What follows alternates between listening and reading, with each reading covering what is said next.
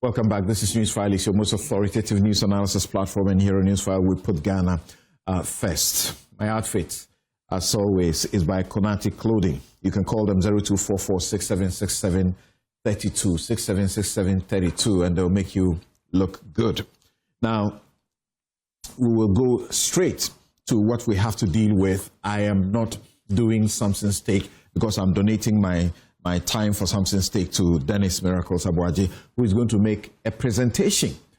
He says it's a compelling presentation to give us, some information back as to how the Galamsey fight ought to be mounted rather than the way John Mahama is approaching it, to show you how far better President Akufo-Addo did in his approach. You remember in January 2017, he banned small-scale mining completely. Repeated the ban, repeated it about 3 times. By October of 2017, it was still in force. And then in 2018, it was still in force. So, how can John Mahama claim that he's doing better at this time? Tomorrow, Democracy Hub hits the streets to protest. Monday, they hit the streets to protest. And then on Tuesday, we have the IEA also beginning a discussion on this issue. Welcome to Newsfile. This is your most authoritative news analysis platform. In the studio, Clara Berry Cassati. For those of you who have been calling for her for a very long time, here you are with her. She's a law lecturer, University of Ghana School of Law, and in private practice. Of course, here also is Roxanne Nelson Eche Kwame Dafiamapo, who is Majority Chief Whip and MP Saldai. Dennis Miracle Sabuaji stands right by my right-hand side. We will be joined on Zoom by Most Reverend Joseph Osei Bonso, Emeritus Bishop of Konongo, Mampong Diocese. As you know, the Catholic Bishops' Conference, they have been the most consistent group of religious body to be talking about Galamsey for years, decades now. Dr. Theo Echampong is political risk analyst. He also joins us. So, Dennis, let's get you to convince us that President Akufo-Addo, who just a couple of days ago said Mahama is doing poorly, did better and had superior methods that Mahama should rather emulate. Well, Council, I think most importantly, it's not even to determine who did better or who is doing worse, but to get all of us to acknowledge which methods actually may work for us. Okay. And to determine which ones we have tried before and which ones we cannot adopt. My view is that the manner in which the conversation is going, if we don't take care, we may end up staying in the Akufo-Addo blame scenario which we suffered for 8 years and really not get any results. I really would not have gone into this conversation, but for the response that His Excellency the President gave at the media engagement. There are cues in there, several cues. Number one, in the President's response, he strategically brought in an 8-year period conversation. What it does is that it's preparing the minds of the citizens. He said Galamsey has gotten worse in the last 8 years. He said if you look at the damage that has been done in the last 8 years. Okay. What it means is that if you don't take care, President His Excellency is preparing the minds of the citizens to stay in a certain period, so he can be seen as the savior who can do the minimum and still feel good about it. And that for me is where the challenge is. Number two, I have always felt, and I've looked through a lot of reports, and I feel that His Excellency the President's commitment towards the fight of Galamsey is very low. And it didn't really start today. It seems to be a certain tendency of he laying back and doing the barest minimum he could do when it comes to the fight. And that's why I describe him as the biggest enabler of Galamsey in this country. The fact that he believes that it's okay for the country to spend proceeds of crime, illegal money, it doesn't matter where it comes from, so long as the money has come, I think I have a problem with that. I also feel that leadership must be consistent. Leadership must be responsible. Leadership must be accountable to the people. This really has very little to do with MPP and NDC, but more to do with who has the responsibility to deal with the issues. And let's all acknowledge that another Danko Akufo-Addo that you would want to reference, indeed, could not complete the process of the fight against Galamsey. And Galamsey Council is one of the top 5 reasons why Nana Addo and the MPP lost power. Indeed, if you are to list the top 3 reasons why the MPP lost power, Galamsey will be in it. What it means is that it's completely moot. It's a very dormant excuse to try to use Nana Danko Akufo-Addo to make an excuse. That notwithstanding, let's not make the conversation about Akufo-Addo. Let's make the conversation about triggering the president to wake up and do what he needs to do to give us results, especially based on the promises that he himself made. So we look at Galamsey, and if you talk to a 24-year-old in 2024, they are likely to let you understand that Galamsey started in 2017. In fact, in 2024, the 24-year-old was probably 10 years old in 2010. The 18-year-old was probably 4 years old in 2010.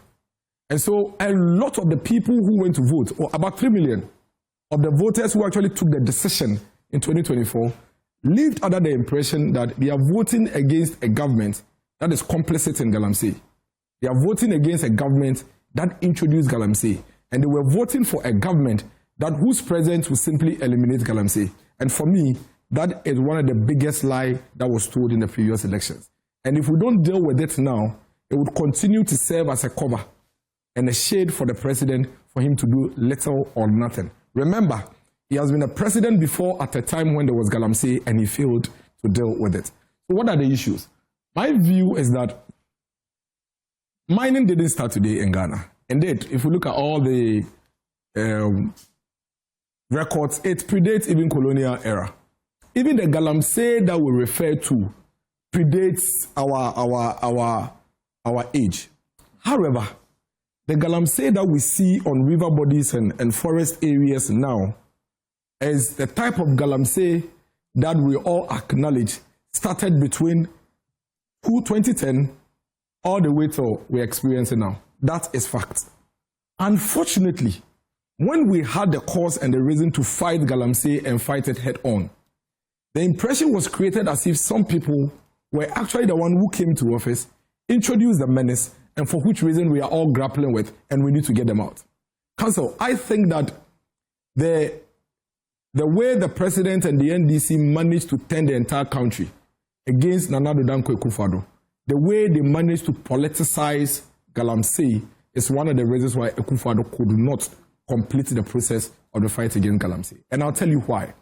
Akufo-Addo remains the only president since the kind of Galamsey we are seeing today popped up, which includes the current president during his time in the first term, that was able to show proof of concept that indeed, if we put certain steps in place, we could clear our water bodies. It's Akufo-Addo. None of them. Mahama couldn't do it, His Excellency. Professor Atamils could not do it. It was Nana Danko Akufo-Addo that showed us our water could clean up. And for me, I feel really sad that we allowed the president and the NDC to mislead the entire country.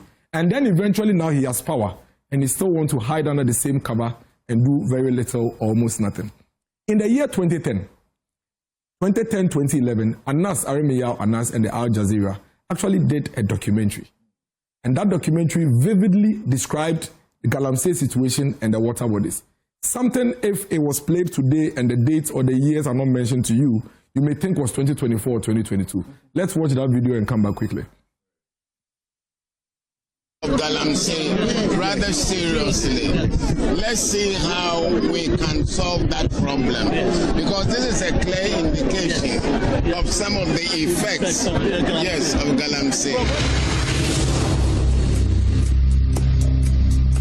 Far from being tackled, Galamsey is now so widespread.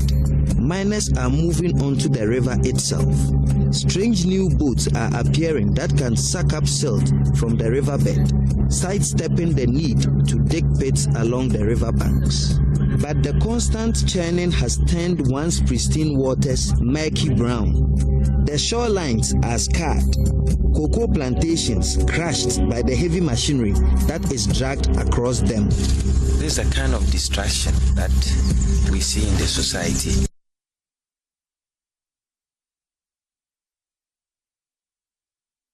description from Anas Aremeya Anas. You heard Professor Mills speak. The point I wanted to make here is that let's kill that lie. I mean, they are in government now. Let's not sustain it. Because if you sustain it, what it means is that it doesn't wake the president up to find it urgent, because he could always come and tell us that, listen, I'm the one trying to help. I'm the one trying to solve, so give me time. But he doesn't have time. Because this happened under his tenure. This happened when he was president. And there are several screenshots of stories then. If you can scroll to the stories that we have. Reports of Galamsey, reports of people dying during his tenure, when he was vice president, before eventually he became, president. Please keep scrolling. Scroll for me. There are stories. Go. Just keep going. Keep going. So these headlines, 10 Galamsey operators buried alive. Please move to the next slide. Yes, stop Galamsey now. This is March 2010. Several stories. Please move on. Another Galamsey tragedy, 12 trapped to death. Please move on. Flood. Males angered by harmful effects of Galamsey. 2011. 300 people died of Galamsey in 2011. Move on. So the point we are making here, court not helping fight against Galamsey. This is Honorable Fusampofu. Let's stay on this. Now, this is a report that was made on Galamsey's situation between 2011 and 2015. A period where the president now was vice president and president. Now, he says area of Galamsey has more than tripled from 2011 to 2015, from 10,907 to 36,000 hectares. Galamsey is affecting major rivers of Ofin, Ankobra, Brim, and Numtano. In 2013, an estimated area of 551,000 was affected by Galamsey pollution. This is a period between 2011 and 2015. This was at a time when Nana Addo Dankwa Akufo-Addo was in opposition. It was a major issue. Please move to the next slide. Major matter within the period. And you can see the level of devastation. Galamsey worsened in 2010 and water pollution increased. Please move on. So these stories that I have basically run us through, something you realize that if I covered the dates and I read these headlines to you, the likelihood you may think they are between 2017 and 2025 is high. That's true. These headlines, these are almost the same headlines we are running today. And so it is completely wrong for the government of the day, in an attempt to find a solution to Galamsey, to continuously create an impression as if they are our saviors. No, they introduced it. And when I say they introduced it, I'm not saying they are mining. They were the ones mining. Indeed, let me tell you something. In the year 2016, in the year 2013, please go back a bit. In 2013, John Dramani Mahama, the president, had a course to set up an interministerial task force to fight Galamsey. Now, guess what? The interministerial task force had the responsibility to go to the mining area, arrest Galamseyers, burn excavators, burn chamfans, arrest the foreigners, and deport them to their country. It was their mandate. Right. Honorable Anatete was there. Inusa Fuseni Honorable was the chairman. Mahama Yariga, now majority leader Honorable, was a member. He was the environment minister. Mahama Yariga, at a point, September 2016, this was like 3 months to elections, said that he has given up on the fight against Galamsey.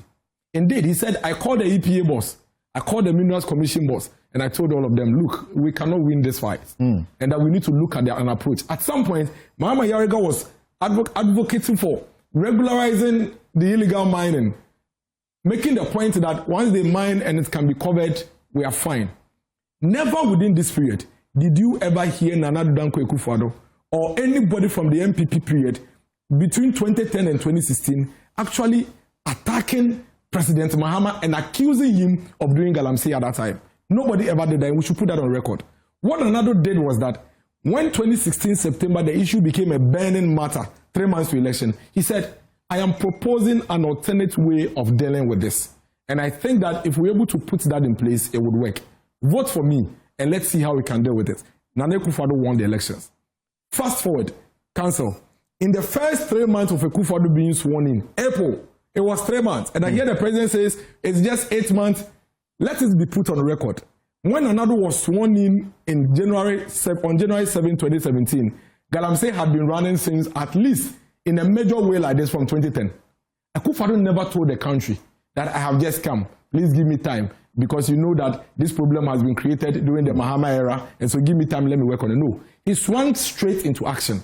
He called the media, he called civil society organizations, they sat down, they realized that the place was too chaotic. And the best approach to deal with it was to place a pause on it so they can look at how to deal with it. So, I think in April 2017, Nanado placed a ban on all forms of small-scale mining in this country. It was a first 6-month ban, but eventually it ran for 20 months. Council, 20 months of a period in this country. Nanado Dankwa Akufo-Addo placed a ban on mining. That was the time Nanado now embedded media houses and CSOs with the military and the police in the fight against Galamsey. Multimedia, fully embedded. When the military and helicopters, the media people are with them, taking drone shots, taking area shots and all of that. I dare say that it was Nanado Dankwa Akufo-Addo's strategy of bringing the media into this fight that actually brought real-time update to the Ghanaian people, and I think it was one of his unmaking and undoing. Because within that period, now Ghanaians began to follow in real time the issues of Galamsey. And think about it. These 16, 17 years, 11 years, 18 years old at the time they were like 6, 5, 4 years in 2010. So their eyes opened in the Nanado era at a time when you could see Galamsey fight everywhere. Then the NDC said, oh, we'll help you, let's do it, all manner of things, because they realized that people were interested. By December 17, 2018, our water bodies had started clearing up.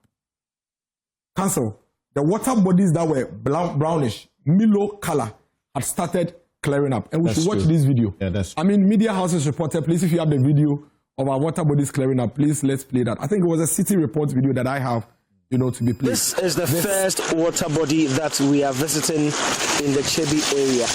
Ni, you were here some 3 months ago before the fight against illegal mining. Give me a picture of what the river was and now.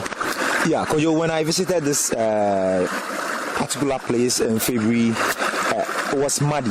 The water was muddy. Galamsey operators were busy on site working. They had diverted its course. Indeed, they had blocked it, and then they were using the water for mining purposes. But as we can see here today, we can look at the speed at which... it's a long video. We don't have enough time. So the evidence is that Nanado actually showed proof of concept. That indeed, if we stop the kind of mining we're doing, our water bodies could clean up. You remember at some point, people were only saying that, it is when the rainy seasons come and we know it rains, it washes the mud into our waters. And so this was proof that Galamsey is actually the reason why our water bodies were the way they are. So he introduced reforms within the period of the ban, together with CSOs, several of them. Several strategies were put in place. And some of the things that we see today, and there's also one of the points I made, that's something. We cannot have run a strategy for 8 years, which we all admit did not give us the desired results as at the time Nanado was living. And then you promise us heaven and earth. Then when you come to office and you are doing nothing and we ask you to show us what you have done so far, you are showing us the same things you came to meet ongoing when you were in opposition and you were criticizing. So look at the let's go back to a few of the slides. Nanado was doing arrest, ban, and prosecute. Nanado introduced easy way and convenient way of making sure that the locals will have some safer way of doing mining. So these are mercury machines that were introduced to some of the community people so that instead of they going into the water, they stay onshore and use the machine to safely mine. Nanado introduced the water guards. I'm sure you have heard that anytime you ask this government one of the things they've done, one of the key things they mention is water guard. Some said, let me show you evidence of water guard. Please go back. I think the water guard guys are either before this. So these water guards were introduced during the Nanado time. Here they are. First batch of 300 river guards begin training an eastern neighbor. Please move on. They were trained. They were deployed. They went into our river bodies. They started working. It still did not give us our results. Remember, at the time they were doing this, the same government that is telling us that what he has done so far is water guard were criticizing these things. Now, when the water started clearing up to somewhere 2021, 2022, you know what happened? The NDC turned around. They turned around. But even before 2022, we were in 2019 going into 2020 elections. The NDC, who were supposed to work with the government for us to get results, now begins to go to the mining site and tell the miners that, you see, Akufo-Addo has stopped all of you from mining. We are coming into another election. Please vote for us. When we come to office, we'll allow you mine. And these are serious statements and commentaries that support the point I made that they are enablers of Galamsey. Let's watch this video. Now me boa after on the 11th, that way on the 7th, and she say ya go at the man because on one better cut now. Say the bear you know no play or boy you must calculate. Most would not have seen it. Now so that's how I was one man out of Quaco now so the other Bayajuma. Now so do Chrome no call for Friday. Eddie and two Quaco to Abana, John Daman Mahama, they do that. And then Maya said no, and then I no pay and no for Mansoudia. Also, the Galamsey, why are you to go on the Gulu? On no say 4 years, maybe a Jumano, Yankee who's a little bit. I might say because of the other 2 and a woman for watching the union, he said, Yankee Juman. Galamsey, Ghana betu Galamsey.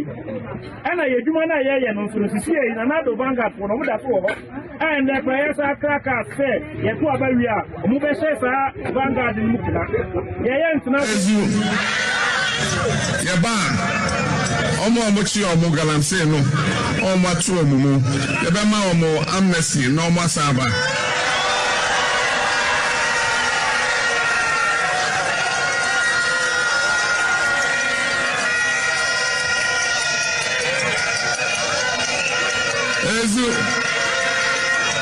You are useless. You have no business governing.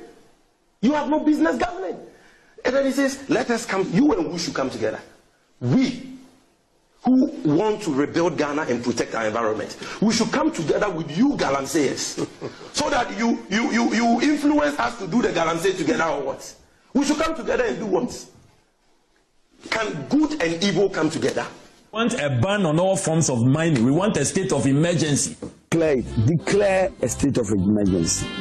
Just as we declared lockdown during COVID, let there be a certain declaration. Yes, I think that national emergency be declared now. And it is his responsibility to deal with Galamsey now. I get very passionate when I talk about Galamsey issues because I think the president has failed.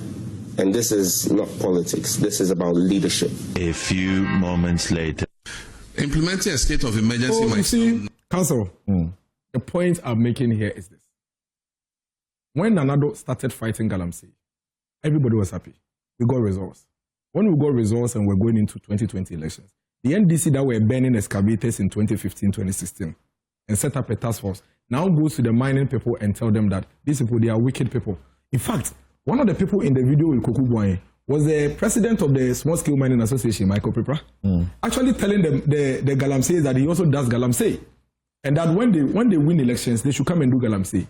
That was in the 2020 elections. The president told the mining community that when he becomes president, he is going to grant amnesty to people who have been arrested, presented in court, convicted, and jailed. He will give them amnesty. These are 2 additional support to the fact that he enables Galamsey. Then fast forward, between 2022 and 2024, the government that was fighting the president for banning and arresting Galamseyers now says that the president is not fighting Galamsey. Vote for us. When we come, we'll fight Galamsey. Then he lists 6 promises, one of which includes, I will place a ban on Galamsey in the first 120 days. Again, it is 8 months. You say 8 months is short, and yet the one you even said you will do in 120 days, you have not done it. That is a worry. Then you go on to tell the whole country, and I was shocked to the bone when the president actually told the entire country that it doesn't matter whether it is legal or illegal. After all, it is our environment that they are destroying. And so if the money comes to us, it's better than it goes to private pockets.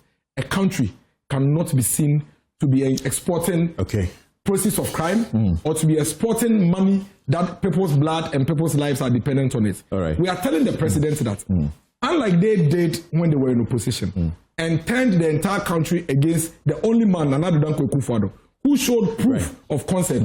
We in the MPP are willing and ready to cooperate with government if they take action to be able to end Galamsey. Thank you. Good at the moment, they have not taken any decisive action different from what they met in office. And that for me, so they shouldn't expect any good results. And then we can take your seat and let's continue from here. Dennis Miracles there showing us what he says is Akufo-Addo who had the proof of concept. And I remember when the ban was placed on small-scale mining, remember not Galamsey, what it meant was that all all Galamsey activities were halted.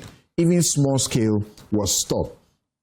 And the Ghana National Association of Small Scale Miners called on the government several times, and I'm looking at one report. It asked that the government should immediately lift the ban on their activities to save their members from further financial crisis. The executives of the association had said that they had incurred in excess of $551 million over the ban period, and that the cost could worsen the financial woes of their members. And the government had assured that by October of 2017, the ban will be lifted. As we know, the ban didn't get lifted. They kept repeating, reinforcing it until it took about how long? Over a year before the ban, 20 months before the ban was lifted. So, do you agree with Dennis that Akufo-Addo, he doesn't seem to want to say so, but that's the main point, that Akufo-Addo showed better approach, urgency to fighting Galamsey than John Mahama is doing? Immediately he took over, he banned small-scale mining for a long period for us to have a fresh lease of life. Why is it that President Mahama cannot take this similar step? Yes, Roxanne, that's a question to you. Thank you very much. Let me say good morning to our viewers, Clara, my sister. Dennis, Happy New Year. Good to see you, leader. I've been seeing you. I think the whole year. No, because you're a big man. I can't see you just like that. You are on a rampage. We are building Ghana. Digging your own records. We are building Ghana. We are building Ghana. To offset the good things we are doing. We are building Ghana. Good morning to you, Samson. Good morning to my people in Southern Peki Palik Bebetongo. Samson, I think the plot appears to be lost on Dennis. Look, Professor Frimpong Boateng, let me start with him. A whole program was set up, and Frimpong Boateng headed that program. He brought a report as to the kingpins who were, as it were, the dons of Galamsey activities. Reported on it, according to him, submitted it to the president. No action was taken. The report was concealed for nearly 2 years until he himself came out to speak to it. So this attempt to bastardize the current processes that are ongoing, to deal with this menace that all of us agree it's become a developmental problem, is improper. Something, if the Galamsey, you see, Galamsey is an euphemism. It doesn't convey the level of devastation that is ongoing, the denudation, the level of denudation that's ongoing. You know, two things are happening to our environment. First, we are depleting the forest cover by cutting down timber stock. Huge trees, we are depleting that at a very faster rate. And then now we are digging the grounds, the red F. When you are in a flight from Abidjan, that is where you see the extent of the degradation in our country. So, having taken over power in January, we moved swiftly into action. What did we do?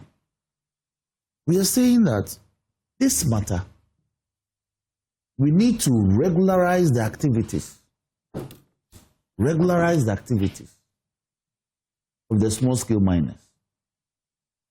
What they did and called it small-scale mining regularization couldn't check Galamsey. Because you have to be issued with license, you have to do all that, and the people were not ready. So community mining has been introduced as an alternative. What does that entail? It entails the involvement of everybody in a regulated environment. An area will be determined as a community mining area, and people will have plots to mine. When it is done, then there is reclamation. reclamation is done, and then the area is planted, the environment is restored. But the community mining will not be conducted along water bodies. You didn't do that. So there's a vast difference between what we are doing presently and what you did. So the formulas are not the same. 2, you introduce water guards. Yes, I agree. But your water guards were chased out by persons who were armed. They were armed to the teeth. Your water guards were not armed. We have varied that formula. Our water guards are armed. The blue water guards, they are armed. And as we speak, just last weekend, they conducted operations and drove away arm-bearing groups who were mining in some areas that they are going to enter. So you speak of areas like the Anua-Futu Forest Reserve section of the, what is it called? The forest areas around the Jamira and the Anua-Futu Forest Reserves in the Ofin shelter bed. They went to work in those areas. They are working around Boli and that stretch all the way to Hamley area. And every day they go around and check Galamsey activities. So, burning of excavators that you did, you didn't just burn excavators. You actually brought, according to Amau, he brought over 500 excavators to Accra and parked them at an area between Medina Old Road and Adenta, that stretch, that aviation open space, open land. The excavators have all vanished during your time. So you introduced measures. You were not committed to implementing the measures to its effective implementation. So your measures failed. Our measures are not failing. So the call about the imposition of an emergency or a state of emergency, yes, constitutionally provided. Article 21, Article 31, they make those provisions. But would the imposition of a state of emergency resolve the matter? I think that there's an alternative to the imposition of a state of emergency. Because if you declare a state of emergency, you require a lot more resources to enforce it. But if you declare what I will call security zones, if you identify the Galamsey prone areas, you declare them as security zones. It is easier, they are compartmentalized. It's easier to mobilize policemen as well as military men to now guard those areas to prevent persons from entry. Then you also will take proactive steps to go in and reclaim the degraded environment and restore the water bodies. Because the blanket imposition of a state of emergency has far more consequences in terms of logistical support and mobilization than declaration of security zones. So that will be my response to him in respect of that. Now, we have about 288 forest reserves. Out of that, about 44 have been degraded. Out of that 44, as we speak, a lot have been reclaimed. Over 20. And the reclamations from the Galamsey people has not been whimsical. They've been driven out. We are actually prosecuting Galamseyers. You couldn't prosecute many. You couldn't. Now, in addition, in addition to these measures, we have also introduced what we call earth-moving equipment tracking. What does that mean? Because to degrade the environment, you don't need, it's not about shovel and pickaxe matter. You need very heavy earth-moving equipment. And an earth-moving equipment is an equipment that is is monstrous. So they are imported. Who are the people who import these earth-moving equipment like excavators? If you are not a road contractor or into very major civil engineering projects in the country, why would you bring in an excavator? For what purpose? Or you are not into mining, licensed, registered heavy mining company. So far, about 1,200 excavators are being tracked, or they've been fitted with tracking equipment. So where the excavator moves to, it is tracked, it is checked. Those that are in the wild and they are not licensed for the purpose for which they are supposed to be done, they are being confiscated. And those who have legitimate reasons to bring in the excavators that are presently at the port, in conjunction with the Ministry of Transport, the GRA, the Customs Division, as well as the Ministry of Communication, some policies have been put in place to fit all these new ones with tracking machines or equipment, so that they are not transported to Galamsey or our forest areas for purposes of degradation. Then in addition to this is the menace of Shamfuan, this Chinese machine called Shamfuan. The task force is also tracking the Shamfuan and destroying them. And then we're also checking the importation of this Shamfuan. Because even though it serves as a generator in some communities, they are not brought in as generators. They are actually brought in at water sapping, soil sapping, fine soil sapping machines that aid them in the Galamsey activities. So these are some of the clear-cut measures. All right? So, my brother, we must commend government for the efforts that we are putting in place, very proactive measures to check Galamsey. I am an environmentalist, and as a person who takes keen interest in geography and tourism, degradation of our green forest belts is actually hurting our tourism potentials because they are destroying tourists, very beautiful tourist attractions. So before you get into that, yeah, a couple of questions for you. Yeah. You referred to Professor Frimpong Boateng's report. Yes.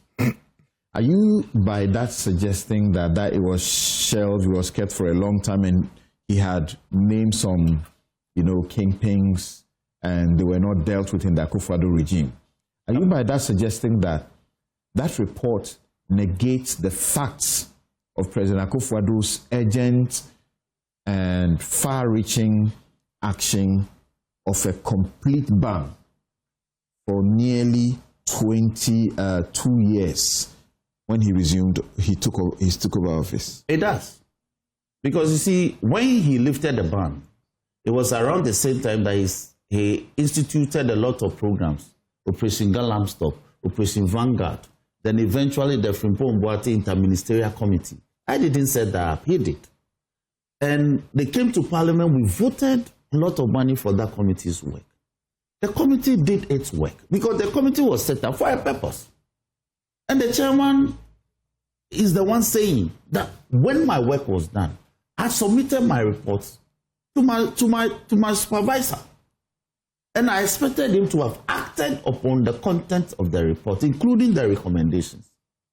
But after so long, I discovered that he was not acting on the report. So he had to go public. It was when he went public and actually leaked the report that some of us got copies. The leakage of or putting the report in the public domain didn't come from the presidency. President Akufo-Addo. Yes, it didn't come from the presidency. You can't credit President Akufo-Addo for being a listening president. That he is coming into office at a time when there was pressure about ban small-scale mining, ban Galamsey, and so on. And the media coalition, yes, led by Kanashibe, yes, kept heaping, as it were, the pressure. When they were coming into office, in the campaigns, they were campaigning about regularizing the mining, illegal miners, just as you have just spoke about that you are also seeking to do. In fact, when Amewu appeared in Parliament for his vetting, he was talking about regularization. But the media campaign was so heavy that the president had to listen. And what did he do? That the situation is urgent. He gave a complete ban. That response is completely different from President Mohammed's response. That's the fact we are being faced with. That's inaccurate. I gauge people from their conduct. If indeed you listen and impose an interim ban, when the ban was being lifted, you introduce measures. The measures that you introduced rather went to worsen the situation. And the chairman of your interministerial committee presented a report to you. That again is conduct. You failed to act on the report and things got deteriorated. How should I commend such a person? I would have commended him here sitting today if he had acted on that report and implemented the recommendations in pursuance of or as a consequence of the earlier imposition of a ban. Our water bodies wouldn't have demonstrated a sense of urgency. You see, if you demonstrated a certain sense of urgency for almost 2 years earlier in the year, and stabilize your water bodies. That's what they are saying. And then your actions at this time, please. The turbidity level that we were talking about at that time is about how many times worse? What were the turbidity levels when they were leaving office in December? I'll check the exact figures for you. But it is worse now. It is the not. Ghana Water Company. It is not. No, it is far worse. It is not. The Ghana Water Company's report. I'll pull out the figures. I disagree with you. No, you can't disagree with the facts. The turbidity levels are not worse than they were in December. They are worse now. They are not. Because when now they say that they have to treat the water they are not. with chemicals that cost far more. It was the same situation a year ago. No, it was not. It was. Something. I'm in Parliament. It was. It was an issue in Parliament. They came before the committee. The cost of treatment of water for consumption had gone up. It had gone out of the roof. A year ago. So we are in a worse place. We are in a bad place. We are not in a worse place. So the solution should not be in a worse going place. To use those solutions that don't seem to work. I disagree with you that the solutions are not working. Because the solutions that we have introduced, because you see, the level of the degradation and the denudation has been so bad that it will take some time for us to begin to see the effect. But I can tell you that if we have guards that are armed and are chasing armed men who are into Galamsey out of our forest cover, and they are reclaiming the land, I am sure a year from now, the water levels will begin to change for good. Really? Yes. It's been 8 months. It's been 8 months, and but the thing has gotten bad. You see, the effect cannot be instantaneous. If you have visited Galamsey areas, the reclamation and the revegetation and the rebirth. Won't a complete ban give us a speedy recovery of our waters? A complete ban may do. I agree with you. A complete ban or an interim ban they do. So that government can listen to that. That can we, for instance, ban the entire community mining, Galamsey, whatever it is, and put measures in place and regularize. In fact, that is Samuel Kudjeto's proposal. Yes, and I agree with him that it can be done. But you were also talking a matter which is actually not fact. That you said that under their regime, they were not doing prosecutions or whatsoever. I said they didn't do much. They didn't do much. I said they didn't. They had much. as many as by September of 2024. They had as many as 850 persons who had been arrested and were being prosecuted. As many as 76 of this number had been convicted. Do you know the proportion of the people involved in the Galamsey activity? No, that's evidence contradicting what you sought to say. No, I said they haven't done much. If you compare that to the number of the persons that are reported to be engaged in Galamsey in excess of 3 million, then you haven't done much. So I use proportion. So when the persons are arrested, by all means, you have to prosecute them. That's the point I made. They didn't do much in terms of prosecution. That is a fact. Okay, hold on for me briefly. Wait. But even before that, you know the Catholic Bishops' Conference? Yes. Yeah. Do you remember the first time you heard them, speaking up against Galamsey? As far back as 96 or 5. So when I was in high school. They've been very consistent and regular on this subject, to the point that the Archbishop, Bonaventure Kofi, for the diocese in Accra, got together. That's Accra diocese. Yes, and did a demonstration and presented a petition to President Akufo-Addo then. They say that we are in a crisis, and they call it national emergency. Do you agree that it's a national emergency? A national emergency in terms of the scale of the degradation. You agree? I agree. How do you deal with a national emergency? They say that our rivers are poisoned, our farmlands are stripped, and Mohammed's refusal to declare a state of emergency is profoundly troubling. Now, I disagree with that position, because declaration of a state of emergency is done in consultation with the Council of State. And also you have to come to Parliament. I'm sure the President is being briefed. But I will favor declaration of security zones, because declaration of security zones will also deal with the emergency situation of the matters. It's assumed developmental proportions. But when you declare security zones, you can't enter the area. But you see, declaration of a state of emergency, you affect the lives of persons who have no business dealing with the activity. Movements are restricted, economic activities are adversely impacted.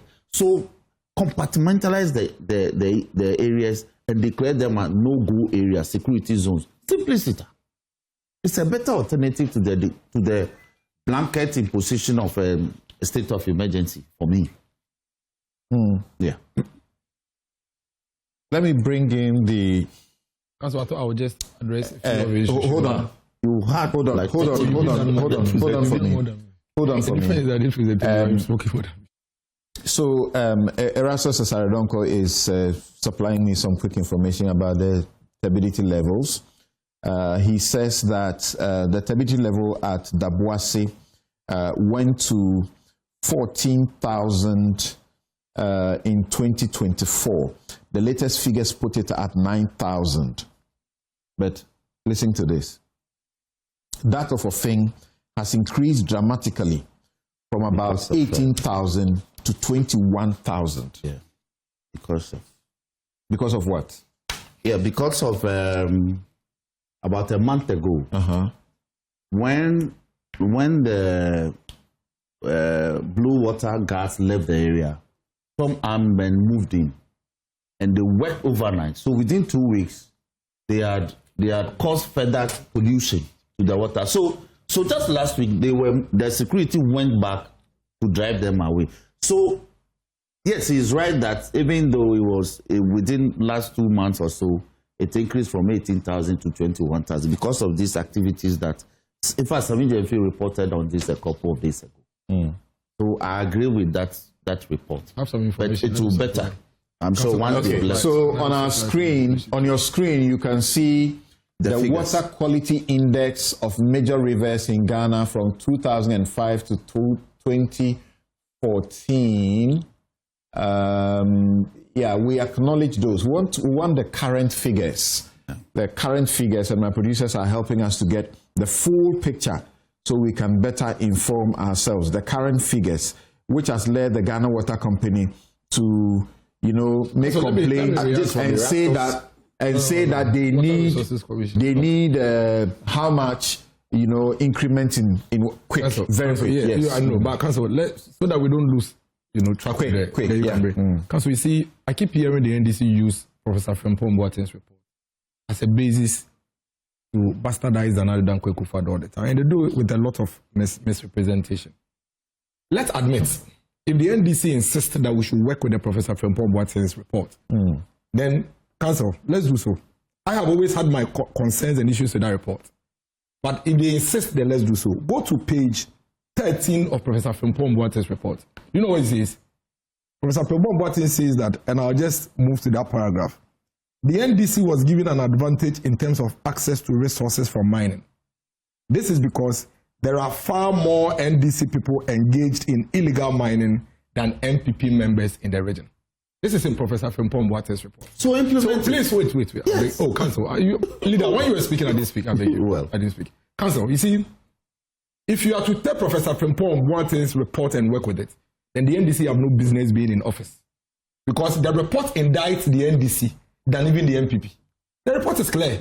It says that there are far more NDC people engaged in illegal mining. It's on page 13 of the report. That is it. So I don't know why the NDC think that they can just pick Professor Frimpong Boate's certain paragraph and when another Danko Ekufuado with it. And as we speak today, investigations have been done, including by the Fourth Estate. Yes. That prove that NDC tax have taken over even proper concessions. Because they have come into power. No, there's nothing like NDC. No, there's nothing like NDC tax. Leader, why? No. Let me speak. I disagree. No, I speak in reference to something. Council, today I need protection. I disagree with what he just said. There's nothing like NDC tax. If tax have gone to a place to engage in a criminal activity, by all means, let them be. It's okay. Let the law be applied. I beg you. But NDC hasn't got tax that it deploys. You can have your 10. No, we don't have NDC You can have your 10. I beg you. And I wish that you can withdraw. You can have your 10. I beg you. Okay. So the reason I will not withdraw that is that it's standard. We know some of them, and our investigators identify some of these people. With all due respect.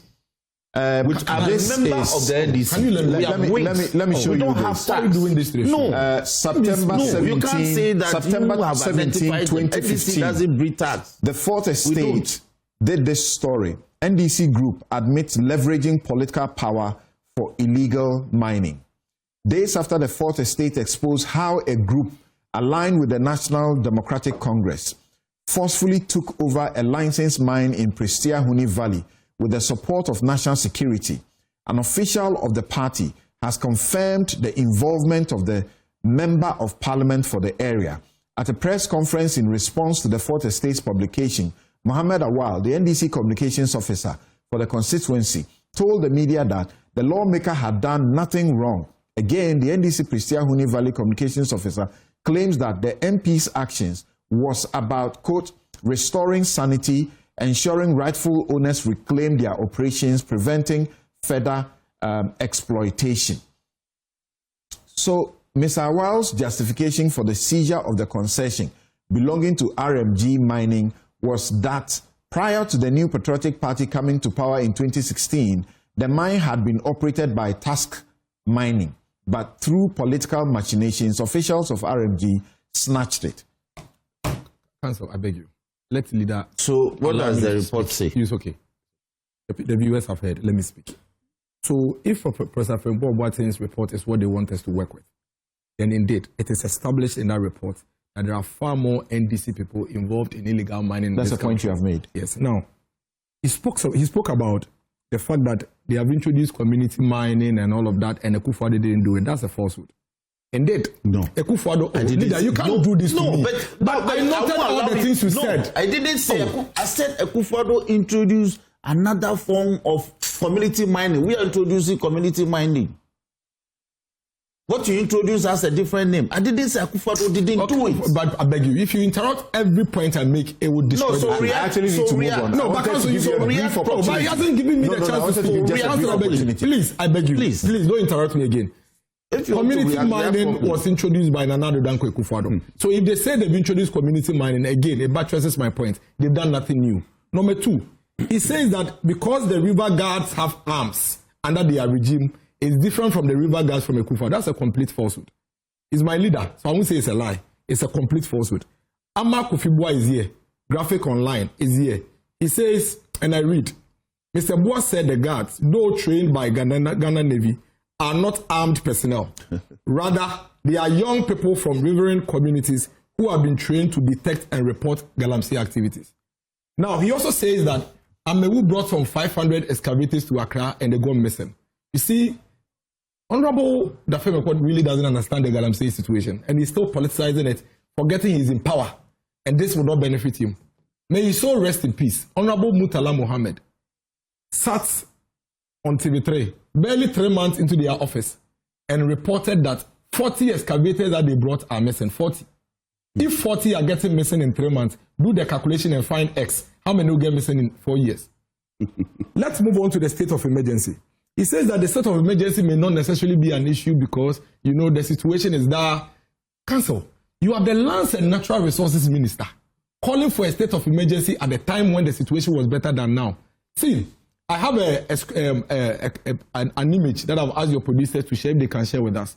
The Water Resources Commission, every year, actually does what they call Water Quality Index. And Council, guess what? The Water Quality Index is more comprehensive than the stability level. Because that one, it looks at 4 other issues. If you can project it for me, 4 other issues.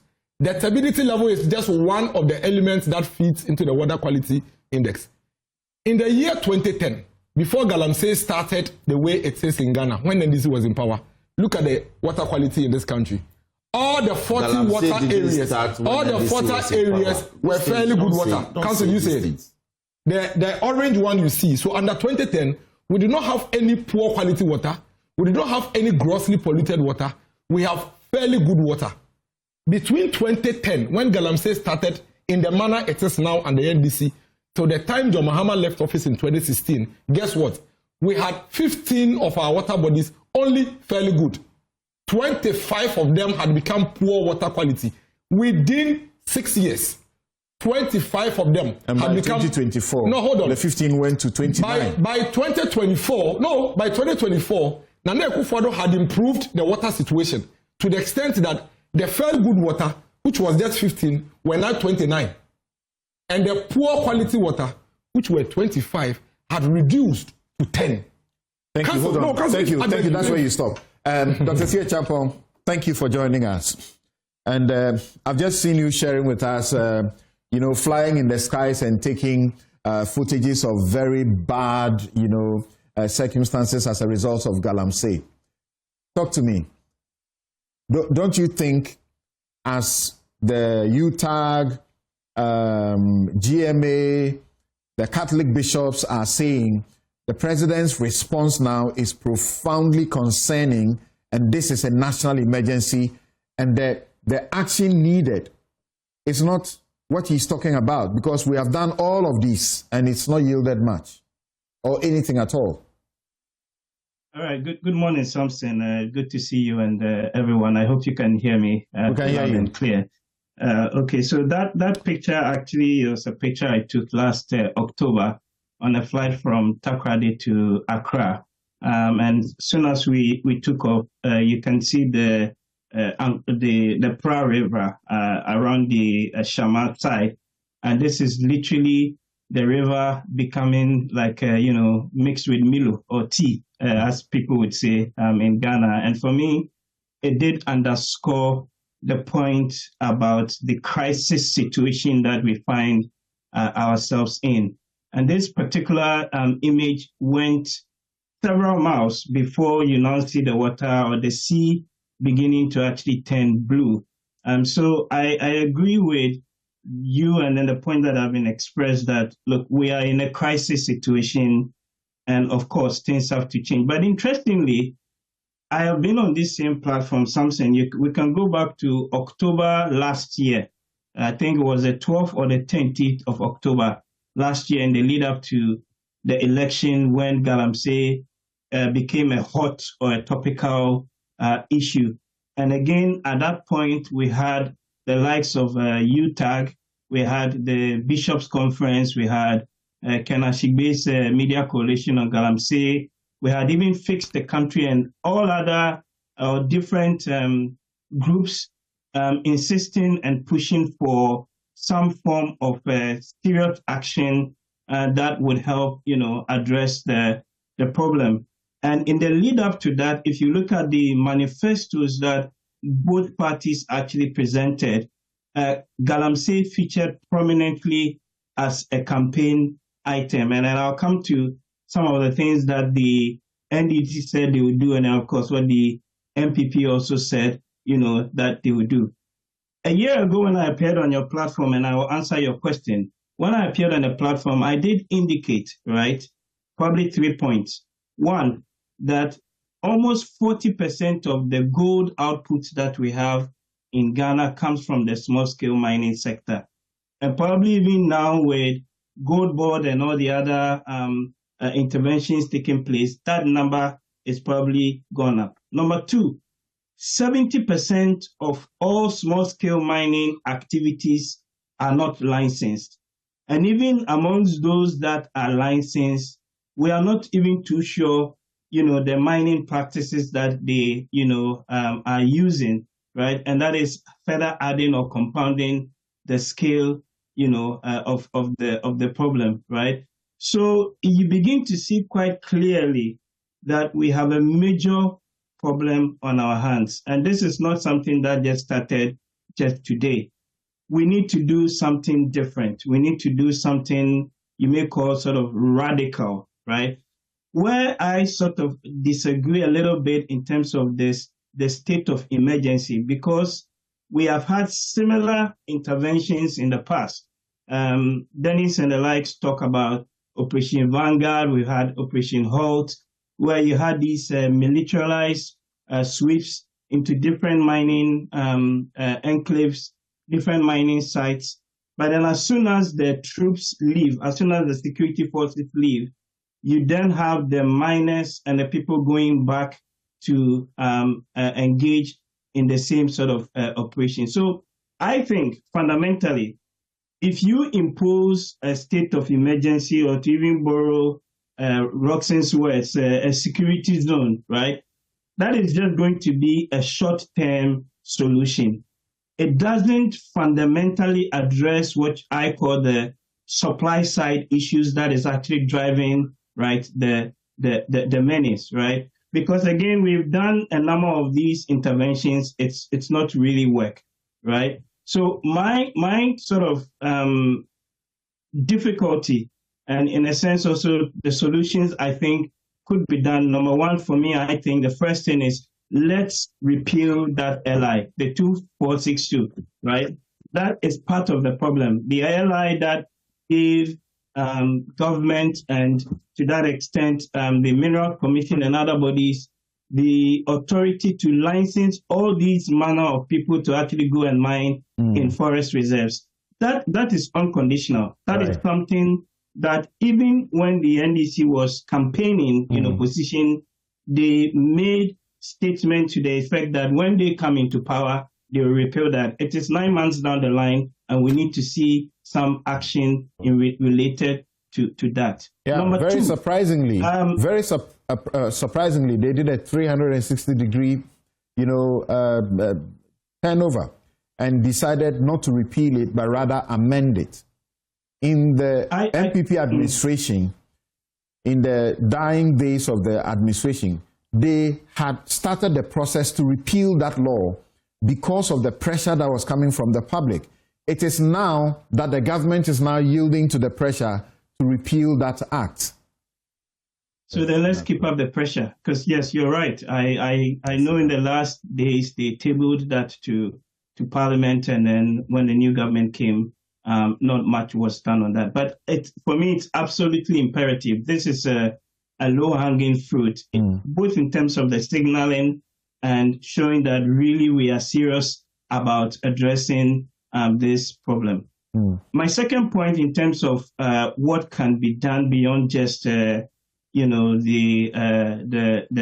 ban is the idea, or that now you have Gold Board being the entity responsible for aggregating all the gold within the small-scale mining sector. Right. But very importantly, we need to ensure that every gram of gold that Gold Board is buying is actually not Galamsey gold, right? So to that extent, how are we putting in place systems to ensure that, for example, there's traceability, that you have these licensed cooperatives? Yes, the Gold Board Act actually has that.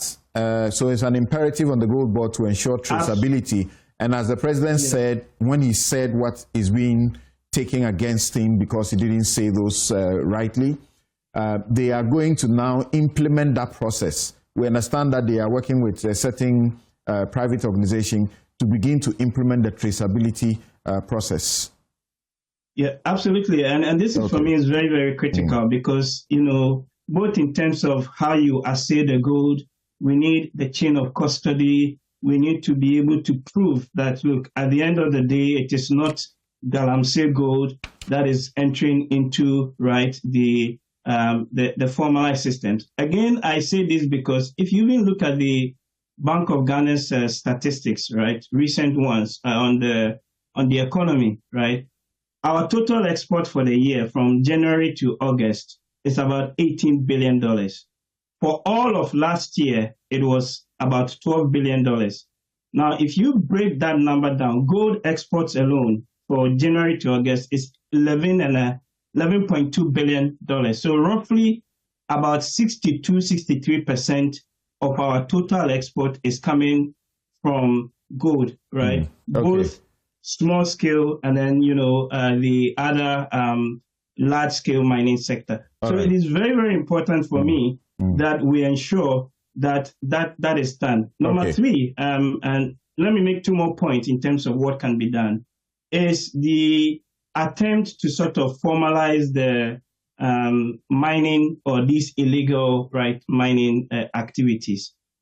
So in both the NPP and NDC manifestos, you see some mention of what they call green artisanal mining zones, right? These cooperative models where you are geofencing the concessions, you're giving them certain equipment to be able to extract the gold in a more sort of environmentally friendly manner and all of that.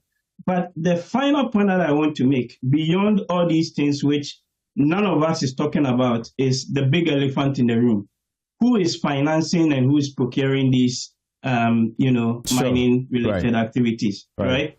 So we know that from the research, right, that there are serious political backers, there are serious people pushing and financing these activities, and they are linked to all the different parties in some shape or form. So if we go about doing all these bans and whatnot, but we don't fundamentally address the issue of the financing, the issue of the procurement, and the networks that are, hiding behind parties, hiding behind individuals to, finance and drive these activities, we only really would be, laughing ourselves in the foot. So I just want to conclude by saying that, look, you are not going to end Galamsey with soldiers.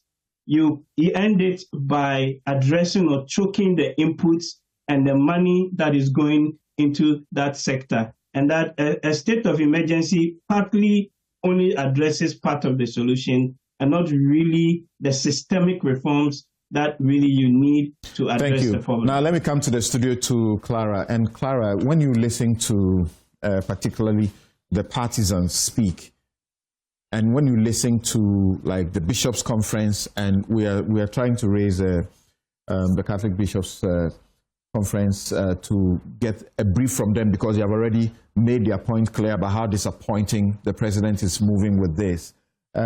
What do you say? What do you say?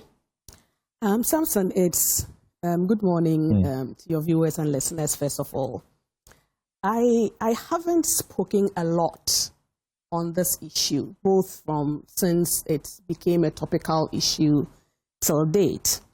But yes, for me, I stand with groups like UTAC, with the Catholic Bishops' Conference, my bishops, because I'm Catholic, and then everyone who is asking for urgent solutions or resolution to the Galamsey menace. I agree that it's a crisis. We are in the state of a crisis. It's a national crisis, and that it needs urgent solution. So on that, I don't have a doubt. Where I may have different views is how to fight it, or what is the best way to go about it. One suggestion, for example, is the state of emergency that has been talked about. As Roxanne noted, there's a legal framework for state of emergency. So the Constitution, because it's a very critical issue, and because it involves rights of people and the situation when it comes that rights can be suspended, the Constitution provides a framework for it. And in that framework, it's the President, it's the Council of State, it's Parliament who are the major stakeholders in determining whether or not there is a state of emergency. There is the president's call. Yes, it's the president's call. No, not really, because he has to act in accordance with the advice of the Council of State. But it is his call. No, it's actually no. It's actually it's the president who initiates it. No, but if the Council of State says no, don't proceed, he can't proceed. Yeah, then we will that's know. what the Constitution says. Yeah, then we will know. In fact, we would have initiated it. In fact, if I'm to read, if you allow me to just read, even if they say yes, don't hijack my can decline. When yes, my honourable leader. Yeah, take this. Okay. So let's go to, if we go to Article 31, for example, and then you allow me to read. Whilst you look for it, Professor Kojo Appiah had written in 2024, and I quote a portion of it when he called us Galamsey. He said that the NDC must support the call for a declaration of a state of emergency. However, it feels equally threatened by the call because it will curtail their ambition to continue the Galamsey loot should they come to power next year. There is also the likelihood of losing support from potential financiers who are waiting on the wings to replace the DCEs and MCEs and reconstitute the DISEX and widen and deepen the Galamsey practice, thereby taking Ghana to the next level of state capture, what is called the deep state. From deep state, we will end as a fragile state and then as a failed state. That's where we are heading. Yes, so I want to, as a lawyer, I want to stick with the constitutional framework because that's my profession. Right. Now, I read Article 31(1) of the Constitution, and it says that the president may, acting in accordance with the advice of the Council of State. That's where I end. So if I read everything, it says, the president may, acting in accordance with the advice of the Council of State, by proclamation published in the Gazette, declare that a state of emergency exists in Ghana or in any part of Ghana for the purposes of the provisions of this Constitution.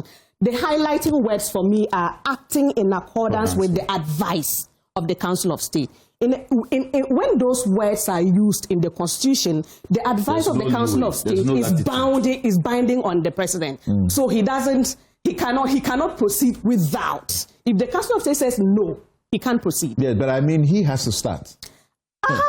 He may start. Yeah. He may consult. Yeah. It is when the words use that in consultation with, then he has to start. Yeah. But if you ask me, reading the Constitution, actually nothing stops the Council of State from starting. How? Because it is in accordance with their advice. So if they say this is our advice. No. I mean, Council, this one. I'm not a lawyer, but this one. Yes, you are not a lawyer. So stay out of it. I won't. Please. Miracles, when you were making your presentation, I didn't interrupt. No, but I'm just making a point. No, don't make it. Let me make my point. The executive let me make my point. So as I was saying, act in protection of the state. But in doing that, there are processes they will go through. It says acting in accordance with. Yeah. The English word there is acting in accordance with. When they say act in accordance with something, what does it mean? It doesn't mean the person starts it. You would initiate it. No. Oh.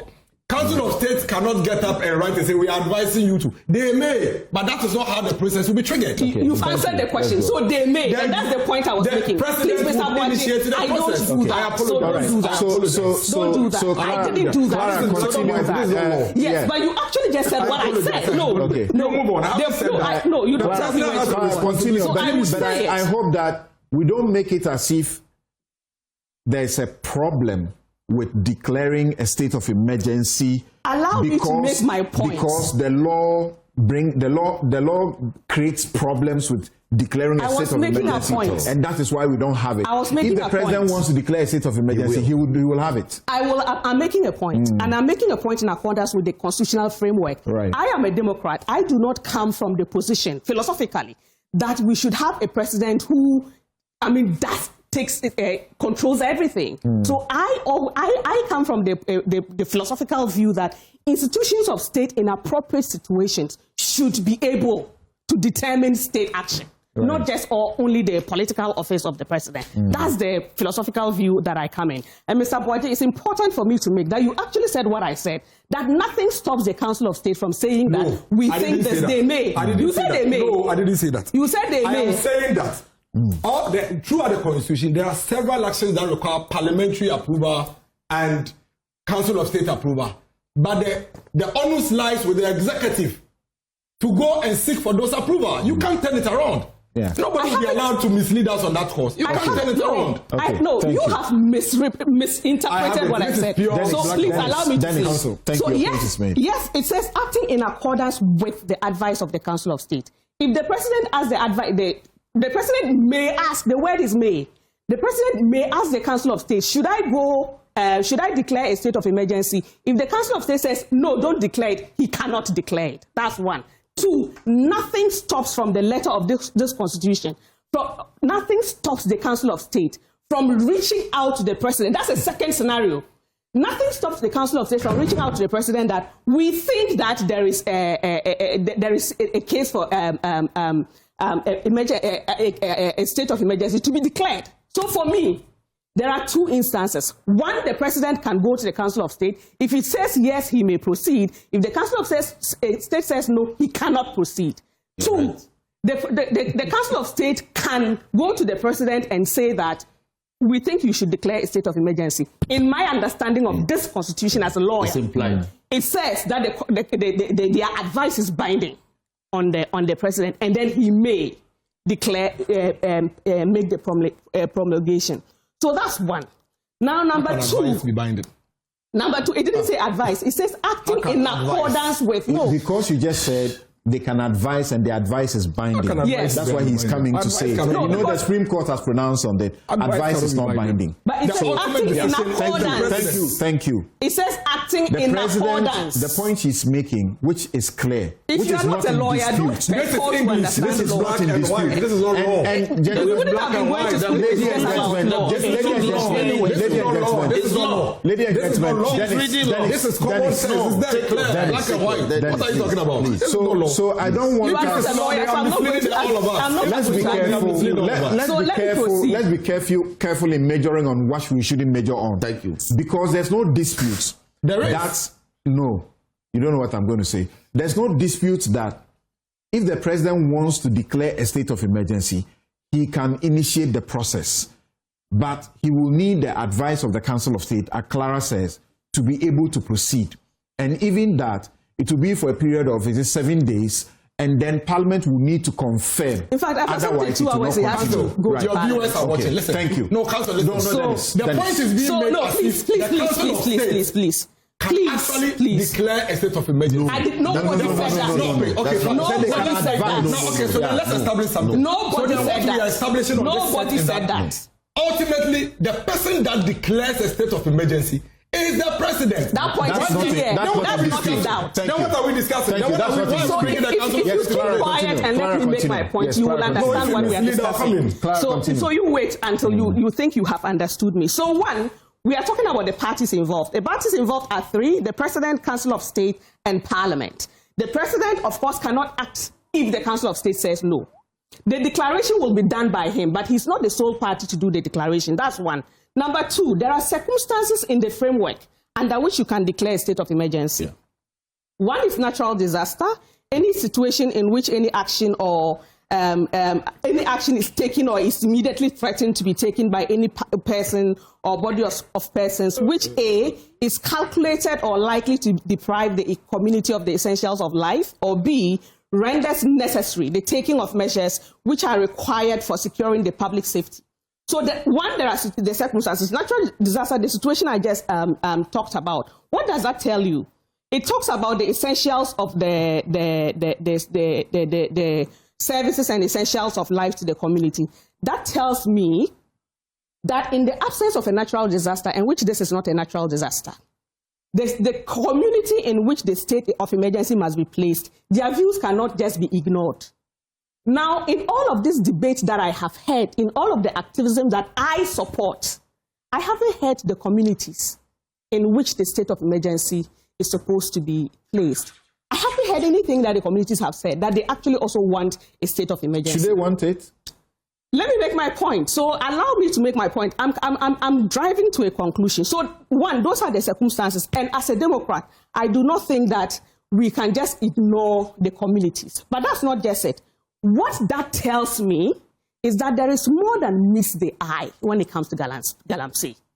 Because if the communities are not saying anything, it tells me that there is more than meets the eye. In fact, some communities have demonstrated about how their communities are being devastated. Yes. Right. But we all agree that there is more than meets the eye. I'm sure on that we are all agreed.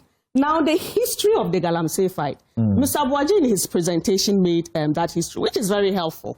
Now, if I take that history and then add upon it, of course, we've had Operation Vanguard by the president, President Nana Akufo-Addo.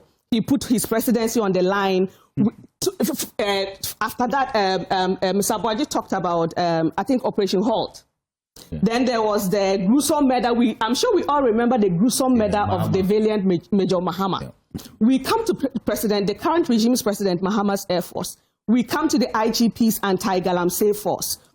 We come to the Minister of Lands and Natural Resources, National Anti-Mining Operations Secretariat, among others. What has happened? What I have learned from all of them have failed. I don't think there's a dispute that they have all failed. There's a dispute. He says it's too early. In my opinion, they have all failed. It's too early. It will take time. In my opinion, they have all failed.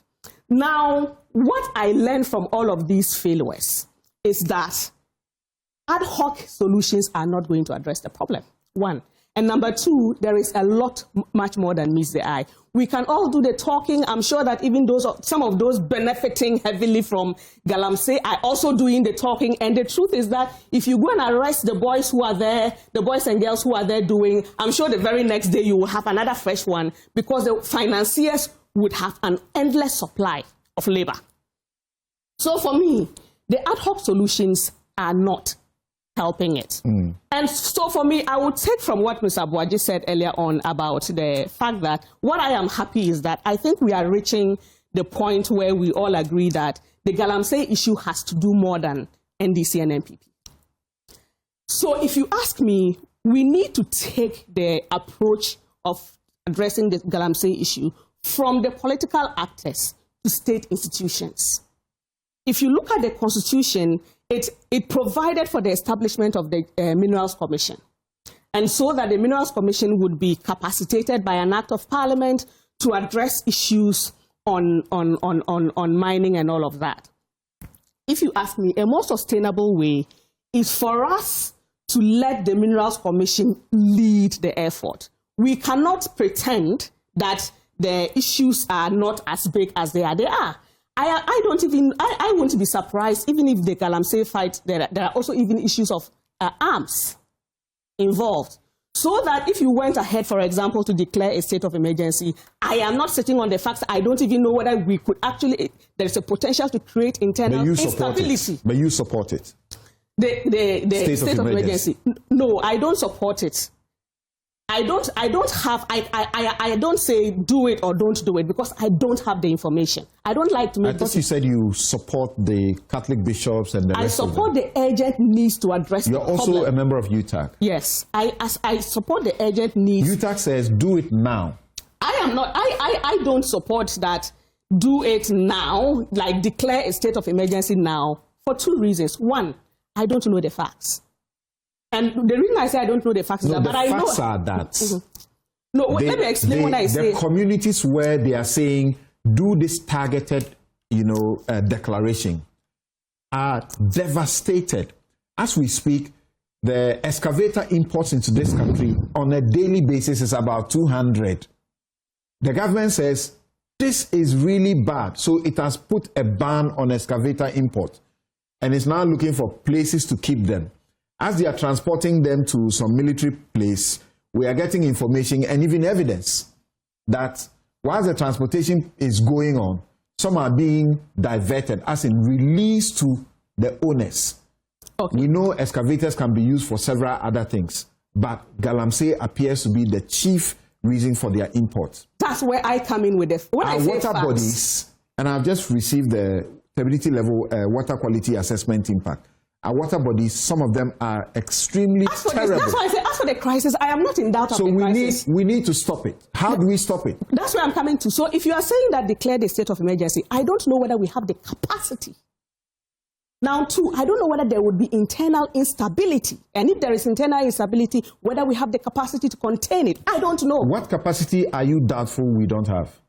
One, if I were... The army? No. If I were the commander-in-chief, I would be very hesitant to open fire on any of my citizens. So I would consider the potential to do so only if it is necessary.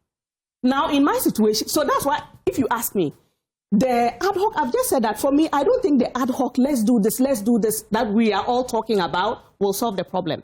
I am more for a sustainable action led by the Minerals Commission. Not that they should do it, but led by them. Those are these situations or solutions you have just pronounced have failed.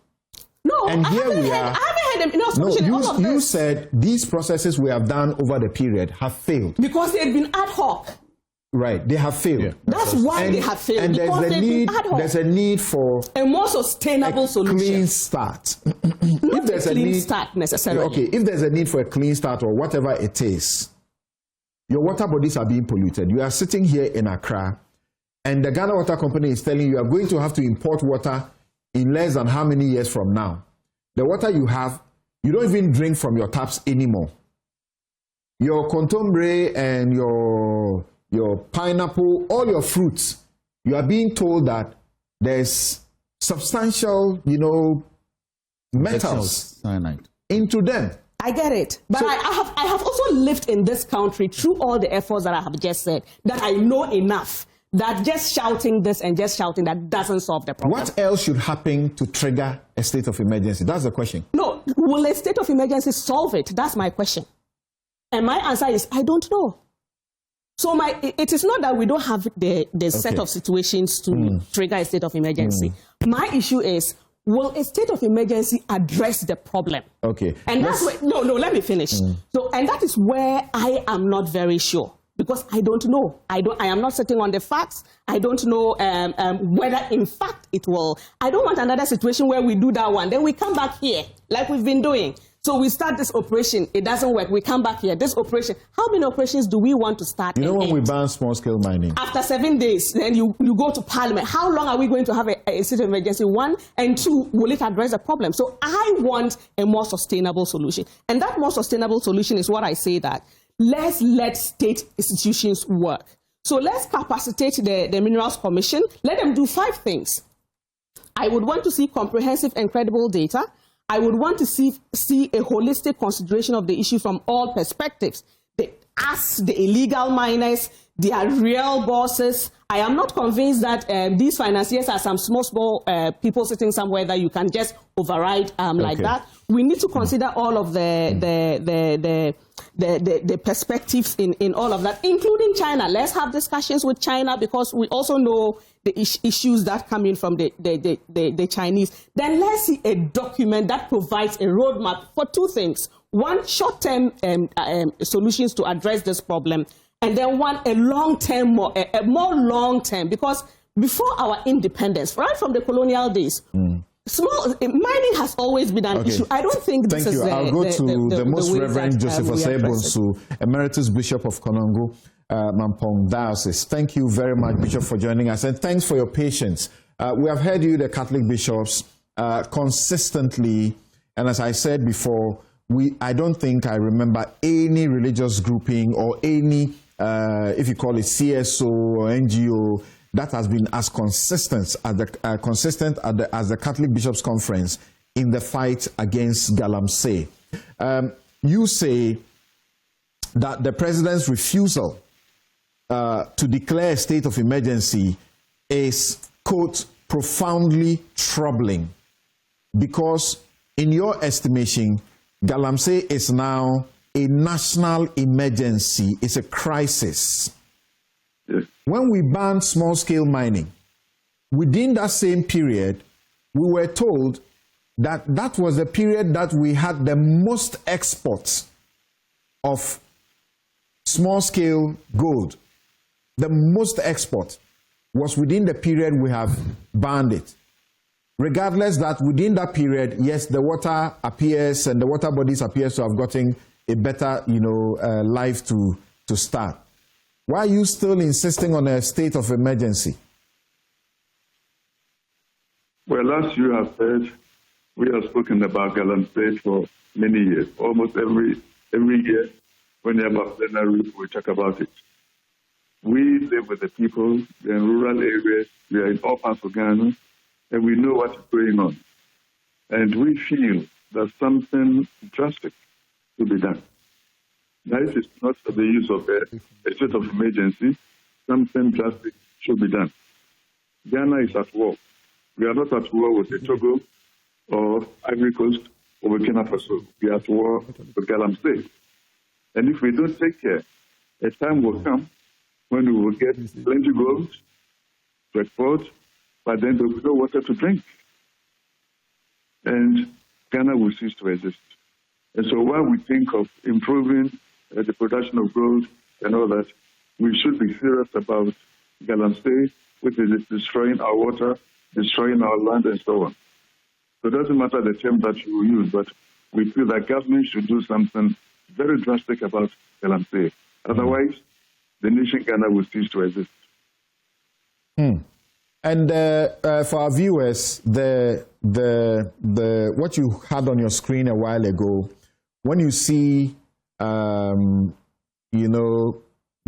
colors, this is what they represent. When you see the blue, it's good water quality. And you can see that you hardly find it in there. It's in 2006 and 2007 that you have some spots of, good water quality. Just 2 occasions, in 2006 and 2007, and that was within the River Densu. Okay? Yes, River Densu. When you see green, that is fairly good water. Fairly good water. If you see yellow, that is poor water quality. And you see yellow all over, poor water quality. And then when you see the red, it's grossly polluted water or inaccessible water body. Really, really bad. Yes, so Bishop, my question was that as we are hearing, the president doesn't seem willing and ready to do the targeted state of emergency as has been called for by the Ghana Coalition Against Galamsey with Kanashigbe, Frank Edu Jr., Yawin Sako, and the rest of them in there, Senyor Husi, and the rest of them in there. The UTAC says it must happen now. The Ghana Medical Association are also back, saying it must happen now. Now, the Catholic bishops repeat their call that there must be a targeted state of emergency. The president doesn't think this is the solution. So what shall we do? Now, if all these groups are saying the same thing, then the president should rethink. As a politician, maybe he's thinking about the amount of gold that we can export, the amount of money that we can get. But as I said, at the end of the day, when you get all this gold, will you be able to eat the gold? Will you be able to drink it? You need water to drink. You need good water for all kinds of things. And so the president should listen. All these groups that are speaking, they are citizens of Ghana, they know what is going on, and the president should take them seriously. Okay. Is it tomorrow the Democracy Hub group is beginning a vigil, their protest that they have been doing over some years now? On Tuesday, the IEA is organizing a discussion on, how we can avoid all of this. So, do you get tired as a conference? You have issued these statements over and again. And as I mentioned not too long ago, the Archbishop Bonaventure Kofi, under his auspices, the Accra Diocese also did actually a protest walk. And the ultimate call was the state of emergency. And it doesn't look like any of the presidents, they are interested in that. It's unfortunate, I'm not being political, but the right thing should be done. Whether it's NDC government or MPP government, comes first. Our welfare comes first. And so whatever needs to be done will be done so that we can preserve our water bodies, we can preserve the land, and so on. Clara here supports your call, but he doesn't support, she's not too sure if this is the way to go with a state of emergency. And she feels that even if you have to activate a state of emergency, the concerns of the indigenes of these Galamsey areas should be sought. Do you agree? Well, they should be contacted, but they all know what is going on. They know that they are not getting good water to drink. They know that they cannot plant their crops. The crops are not yielding any good fruit. And so they are also concerned. And I'm sure that if you go to them, they will tell you the same thing. They are not happy with the situation. Even though their sons and daughters may be bringing gold, they know that it's not the best. So it also depends on what we mean by state of emergency. We are not saying that the whole country should be in a state of emergency. We are speaking of targeted areas. And if you can deal with the most critical areas, we're getting somewhere. But not to start at all, that's not good. A part of Clara's concern, as others also do, is that a state of emergency brings in very drastic, sort of unconstitutional actions. Human rights will be, of course, there will not be anything like human rights because it will completely freeze the law's operations in those areas. They are likely to shoot and kill, and so on. Have you gotten there? Yes, they can work out the modalities, how you are going to go about it. I'm not a politician, I'm not a soldier, I don't know what is involved. But something should be done because if we continue this way, we're not going to get anywhere. Thank you very much. They are lawyers and they know the Constitution and so on, that's fine. But at the end of the day, it's the welfare of the Ghanaian. That is paramount. Okay? And so if at the end of the day, we can't get water to drink, we can't get food to eat, then where are we? Thank you very much for making time to join us this morning on Newsfile. The Most Reverend Joseph Osei-Bonsu, Emeritus Bishop of Konongo, Mampong Diocese. We're going to take a break, but before that, I want to end this discussion here. Yes, I know your hand has been up, so just quick. So one, I believe that His Excellency was voted to deal with a lot of problems, including Galamsey. He has instituted some measures, including a form of a community mining called cooperative and sustainable mining. We should allow that to happen. Emergency, imposition of state of emergency. Clara has gone into the matters. It hasn't solved the problems anywhere. Indeed, we have security situations in the north and some places of the country. State of emergency have been imposed. They haven't resolved the communal conflicts. So, like she said, it's become an ad hoc measure. It won't resolve the issue. So what should we do? There must be an interim measure, but the interim measure must necessarily lead to a long-term resolution of the problem. So I agree with her that we can't be doing the same things and expect the same results or expect a different results. We have to change our tactics. Changing the tactics is the communities themselves are now involved. So they are not complaining. That's the point, that if you want to impose a state of emergency on an area, you need to take the area's concerns into consideration. But the area is not talking. They are not calling for a state of emergency. A few communities have spoken up anyway. Just a few. But sometimes I'm telling you that, like the south, the middle to the southeastern zone of the entire country is degraded from the air. So that is about 3-4 regions put together. And then about 2 regions up north. So about 2/3 of the country or 3/4 of the country is totally in this matter. So for me, the solution that for me can deal with the issues is to zone the places and securitize it. You cannot enter.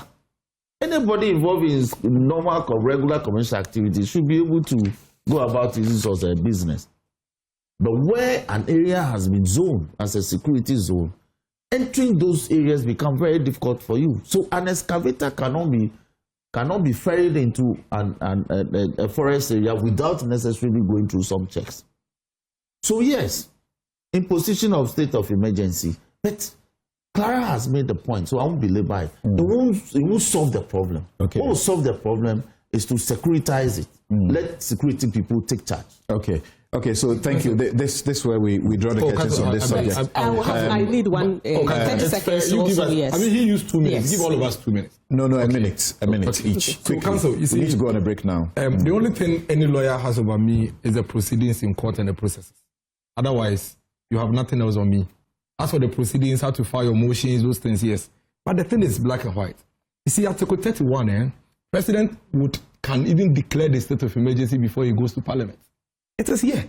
The President may, acting in accordance with the advice of Council of State. You just mentioned Council of State. Oh, I beg you. You just mentioned Council of State. 30 seconds, go on, relax. Yeah, so don't misinform the public. You did that to me, so I will do it to you. Can you stop me so I go on?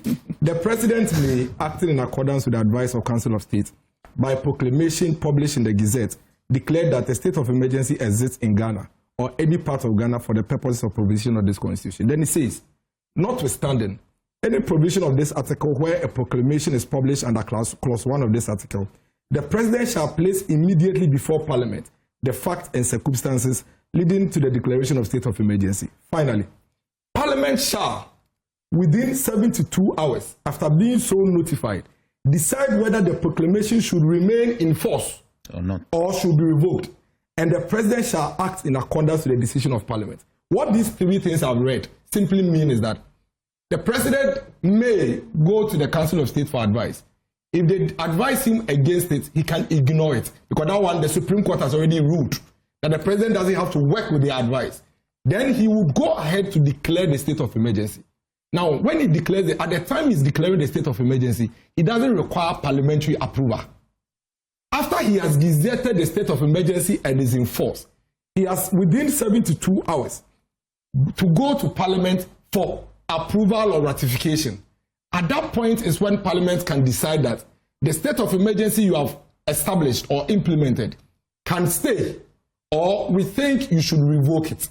Please, let's not do this to our public. This is black and white. Okay. This is not courtroom law. Thank you. Finally, I beg you, Counsel, let's be consistent. At least as leaders, if we change our minds, let's give cogent reasons why we've changed our minds. Honorable Dafiamepo, and I'll give you the video to the producers, they can play it. In October 2024, was forcefully, aggressively calling for a state of emergency at a time when the water quality as of 2024 had 25 water better, way better than 2016 when they left office. Today, go to Kwenyako, more than half of Central Region do not have water. Okay. And he's telling us that all of a sudden, he has shifted from a state of emergency towards military area. I am saying, fair enough. What I am saying is securitizing the zones is better. The way you guys are treating me on this one, I'll give to Thank you, Clara. Thank you, Clara. Yes, let's have Clara. Let's hear Clara. So, yes. Thank you, gentlemen. Thank you, Clara. Let's hear you. So, yes. Guys, Clara, yes. So, in short, yes, as I noted earlier on, what he just read shows that there are 3 stakeholders in it. I am not sure that anybody just thinks that if we declare a state of emergency for 72 hours, for example, it is, even let's say that the Council of State agrees and it is imposed after 72. They don't have to agree. It says acting in accordance your point is made, so leave it alone. It says acting in accordance with the advice. So 72 hours. I am not sure that it is after the 72 hours that Parliament says, okay, don't go ahead, that we have solved the problem. Now, to make it to be very clear, right from the Nanado days, I never said anywhere that President Nana Akufo-Addo should declare a state of emergency. I never said that. Never. No, I don't think anybody has said so. No, because it is insinuated that as if I said something earlier. It's insinuated. So I have never said that President Nana Akufo-Addo should declare a state of emergency. And I have never told President Mahama also to declare state of emergency. And my reasons are what I have just said, because I understand the potential for human rights when a state of emergency is conducted, is declared, one, and two, I am not persuaded that that is going to necessarily solve the problem from the evidence that I have seen. Because you declared and then connected people will be there doing the Galamsey. You just give some other more people advantage to go and be doing the Galamsey. That's the evidence we've seen so far with the ad hoc measures. So that's why I want the situation moved from political actors. Of course, they will be involved, consulted, but I want it led by state action so that it is more sustainable. It doesn't matter whether it's NDC in power or MPP in power. We have a state institution that is capacitated to understand the problem from all angles and to continuously deal with the problem so that we are more in a position to long-term solve the problem rather than the bright ideas here and there. You two, just a minute. This emphasis about many people about human rights. We are told that Galamsey is an existential threat. It threatens to wipe all of us out of, this Ghanaian earth. So what is this human rights abuse or human rights things we are afraid of? That it will solve it. Not only the human rights. Because that a few or a section of the people will suffer, we should allow it so that all of us will suffer in the end? No, not that only the human rights, but whether in fact, when you actually, with the evidence that we've seen, we are convinced that somebody will not be Since we haven't tried it, let's try it and see. Or yes, we are all suffering already, right? So further downstream, the river that we are drinking, the water that we're taking, the food that we're eating, collectively, we are all taking the hit for it. You can look at the cases, people turning up, at the hospitals and whatnot. So it is not just an issue of what the communities think. It is an issue of how it affects the broader totality of Ghanaians. And that is really what should go into the decision-making process. But, like Clara said, and I have also said 1 year ago, I don't think that the state of emergency is necessarily what will solve the problem. It's an ad hoc or an extemporaneous measure. But really, the long-term radical solutions that we need to do and some of the things that are on the table that we should have been doing are the things that we're not doing. So for the optics, it may look good. You may see some soldiers going to clear the, Galamsey site and whatnot. But at the end of the day, if you don't really take the long-term measures to try and improve things, repeal some of those laws, deal with the, supply side issues in terms of the people financing, the elements within that, look, we are all just going to be kidding ourselves, really at the end of the day. And that is what really must go into the interventions that we make. As for the constitutional provisions, it's there, but it requires systemic action. And what we need is consistency, and what we need is more coordination. I don't even think, just a last quick point, I don't even think that the Mineral Commission necessarily is the one to fully deal with this. They are part of the problem. I have made this argument on several other platforms. We'll take a quick break here. We'll return, and when we return, we are going to canvass the other matters that we have tabled for you. What it means is that we have to really race against time over those ones. But these discussions have been important. Imani has a pulse report, and that pulse report says that goodwill for the government is dissipating fast because they are not doing enough over Operation Recover or Loot and so on and so forth. Dismissal of people from their jobs and so on have not been good for them. And of course, the fight against Galamsey is also looked at as one of the issues that, the manner in which the people expected it to be fought is not happening that way, with a repeal rather than an amendment rather than a repeal of the law as was promised. And Justice Stokonu says that, please just let me do my judge duties. You can't sack me as, remove me as CJ and remove me also as a Supreme Court judge. I think when we return, we'll briefly look at that and then proceed to the next issue. We'll be right back.